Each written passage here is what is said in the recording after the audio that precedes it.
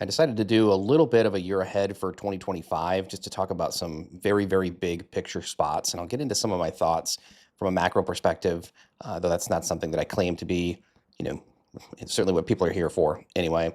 But, we've been on this massive rip, obviously off the 2022 lows and really sort of the straight shot up from that 2023 pullback low that everybody remembers.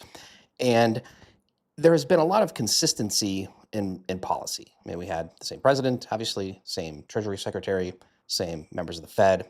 There was a lot of certainty. And so that's been part of the reason why I called for this pullback here to give people an opportunity to pull off some of that leverage, take some profits, lock some in, because we don't know what's coming. I mean, like Trump, we know his policies, but I mean, that can change on a whim. We also don't know, in what order are they going to be implemented and to what extent. And so there's just a lot of uncertainty. And also the Fed is sort of reacting slightly differently since he won the election. And so there's just uncertainty, right? And so if you've been long, from here all the way up to here, maybe it makes sense to take some profit. Now, short term, is this all it was? Was just a deleveraging, take some profits, and now it's go time? Or, is this some kind of a topping process? And that's, what we'll figure out in the daily and weekly plans. And, we'll just roll with it whichever way it goes.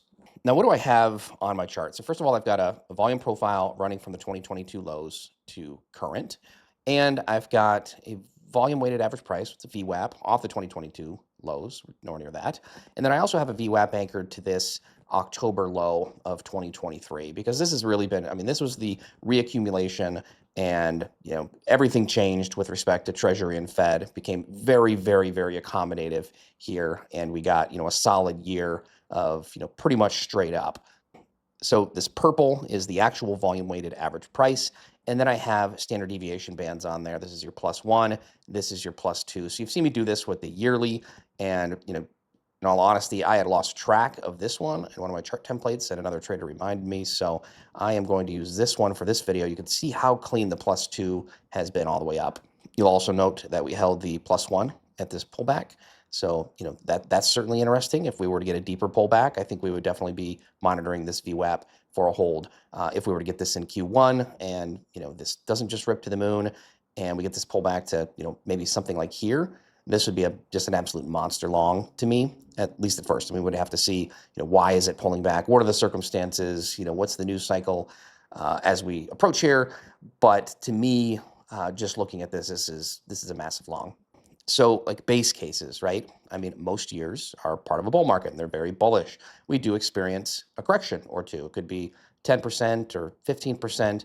You're not usually talking 20, 25%. Some people will consider that a correction, but that's a little bit more out of the ordinary, but 10% is nothing. And so you can see 10% from here, would put us right around this spot. And so if your base case is, a one correction year, and overall, it's, a bullish up year averaging 8%.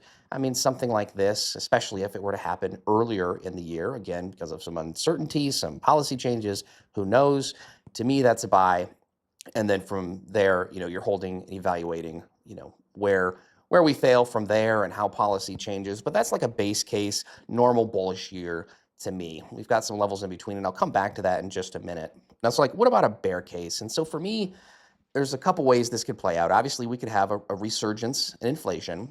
And to me, an inflationary bear market or cyclical bear or major correction or whatever you would like to call it is actually less worrisome for equities than a recessionary bear market or recessionary correction. They usually aren't just corrections if it is an actual recession. We did have a couple of quarters that met the criteria for recession, but like literally very few other data points matched up with that. This was back here somewhere, I don't recall. But an actual recession is far more bearish than an inflationary correction or an inflationary bear, because if you think about it, inflation actually is somewhat supportive of stock prices, right? Because things are inflating, to just keep it overly simple. But, revenue is increasing for various different companies because they're selling products and those prices are going up. And so, we saw this, that, we still had some sticky inflation through here. It has been appearing to be mostly resolved, but companies have done fantastic. The companies that have a ton of cash on their balance sheet with high rates have just made a ton, and the companies that don't have a whole lot of cash have not. So take a company like a Palantir, and this is one of the reasons why that was my pick for a growth stock to come out of this the 2022 inflationary bear. They just have a fortress of a balance sheet for a growth company. I mean, they had something like $2 billion in cash way back when. So if rates go to 5%, all of a sudden you're just sitting that in the bank at 5%.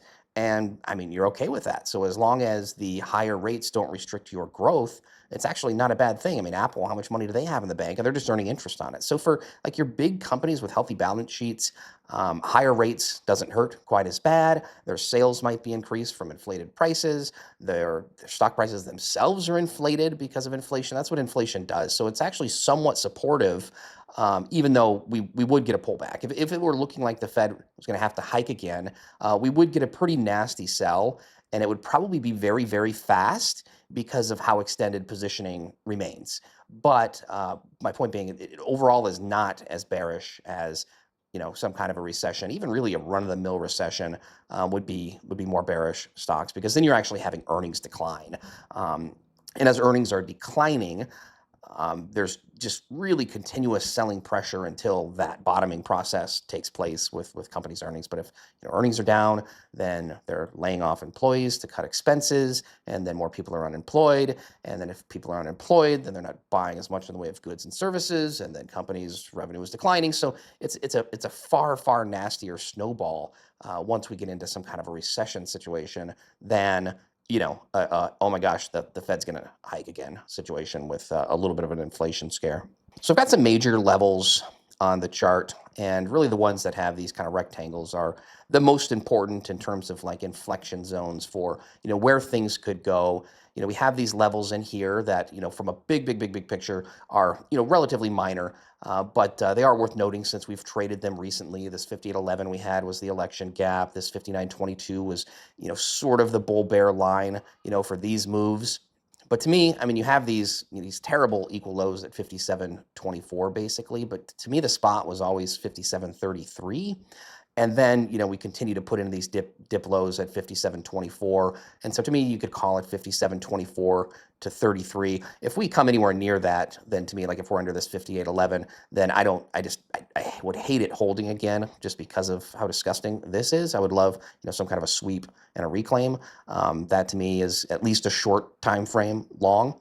This 5665 to 5675 has kind of a number of reasons to work. You can see we kind of traded this range here before. We've got a contract roll gap. I do not back adjust my charts, and that's why you're seeing the gaps. But to me, under here, and again, you could get like some dip down into here, that fills this gap and then pops back above. Like that would end up being at least a short-term long, but generally below 5665.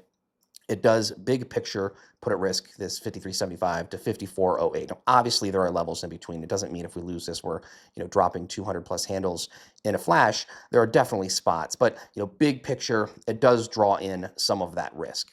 As we've talked about, as this VWAP curls up into this spot, to me, this is a fantastic opportunity for a long. Again, you kind of have relatively equal lows here, so some kind of a sweep of this down closer to that 53.75 range. That'll depend on where we are in the contract cycle, because I'm always looking at SPX and SPY as well, but they've got similar characteristics in that range. And so to me, coming in here, maybe a little sweep and a look below and then a reclaim, to me that could be low of year, right? If we got some kind of a early year 10% correction, there's a very fair chance that is low of year. And so if you say, okay, then, where did we open for the year? We opened the year at 59.49-ish. It's not actually right, but it was around 59.68, I believe, was the cash hours open for this year. So if you say, okay, 10%, let's call it 6,000, it's a 10% year, we're going to 6,600. That's not bad if you're in from 6,000, but it's pretty fantastic if you're in from, 5,400 range and we end up getting there. So to me, early correction, we're looking to buy. And then we, again, monitor like how things are shaping up. Why were we selling? Were we selling because of a growth scare? Is that growth scare realistic? Is it not realistic? Regardless, to me, this is almost always going to be a buy if it does something like that. And then the question from there would be, okay, whatever threat or concerns got us here, how valid are they, right? If it's a growth scare based on, a couple of really soft prints, for example, but a number of other metrics are looking strong and the Fed is accommodative, then, it's probably a buy and it's probably going to go. If it is, a couple of hot prints on CPI or PPI in a row and, rate cuts just get pushed back, then to me, it's definitely a buy and probably making new highs. Um, Unless the Fed is hiking, then I think this spot is protected. So if the Fed is actually hiking, then this spot may not make something like low of year if we were to see it in Q1.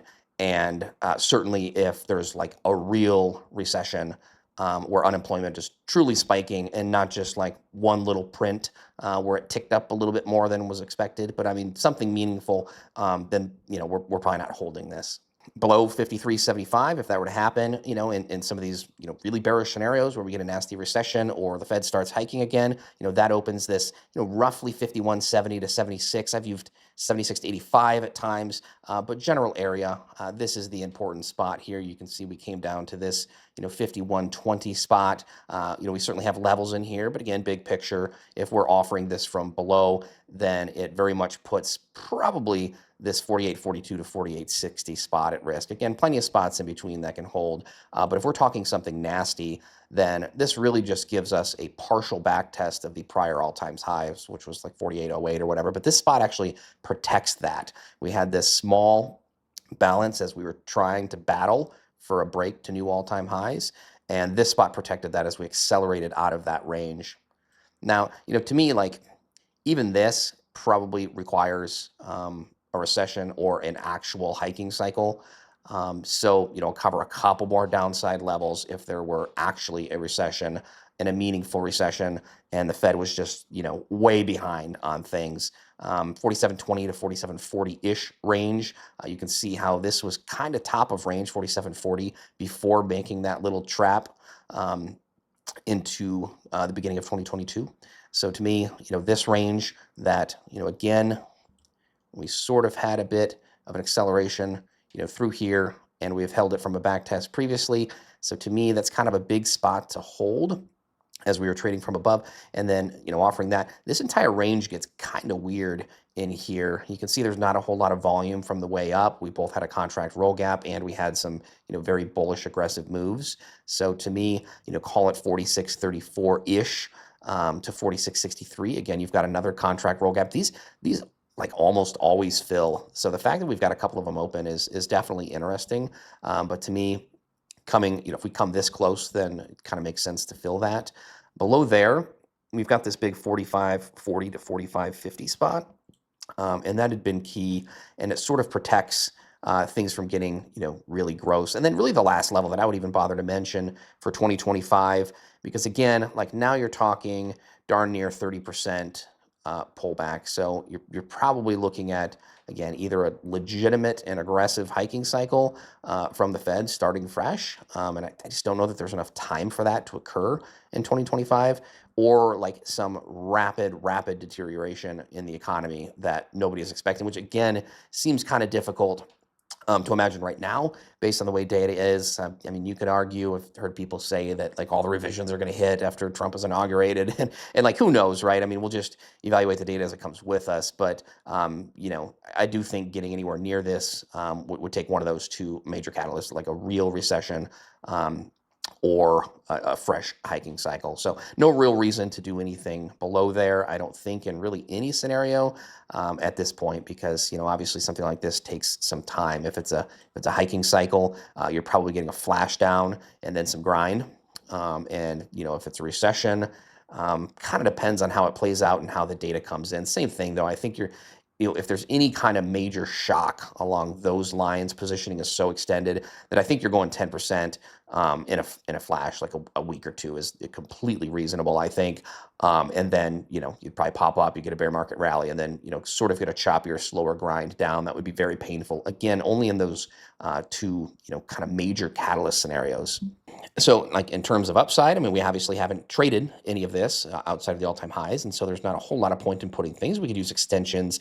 And I think it's more prudent to get into some of that as we manage the upside with the weekly plans, the daily plans. But, I would say generally, you're talking 63.20 to 63.40 would be kind of an important upside target. You can see we're probably going to get into that +2 standard deviation up of VWAP off that swing low, somewhere in that range, depending on how, long that takes. This could curl up to here, right in this mid-range maybe. And then you've got, something like 6,600 is not unreasonable if, we really get a bullish year and data comes in great, all the policies that, Trump puts in place are well received and they don't cause inflation or don't cause a recession, then that's completely normal. I think asking for more than 10% after 2 years straight of massive gains is frankly a little bit, greedy and optimistic. It's entirely possible. Anything's possible. These things, this could just go blow off top and go another 15, 20%, and like it wouldn't surprise me. But it can't be a base case, right? So to me, base cases, you get a run-of-the-mill 10% correction. 10% up year is like, that's pretty optimistic, I think, given recent returns and valuations, but it's not like out of the ballpark. And then to me, bigger sells and bigger pullbacks if we actually have, a recession or a fresh hiking cycle materialize. So go ahead and jot these levels down or make a screenshot or whatever you would like. Again, just kind of big picture inflection points. The biggest ones being, like these ranges here that I see. And again, eyes, my eyes are here. And I would absolutely love this if we got a correction. I like when stocks go down because I like buying things at a discount. So, it's not that I like everything to go down because I have a portfolio just like everybody else. My family does as well. But sometimes it's nice to just kind of rinse out some positioning, and getting something like this really helps to fuel the upside for the next leg. And so, again, why would I want to take 10% from here to 6,600 when I could potentially take a lot more than that, a little more than 20% on that. So maybe it's wishful thinking, but I don't think it's unreasonable given how extended positioning continues to be. This was a nice rinse out, at least from a leveraging perspective. But overall, things are still a bit stretched. We've had 2 enormous up years, so a pullback of 10% is completely healthy.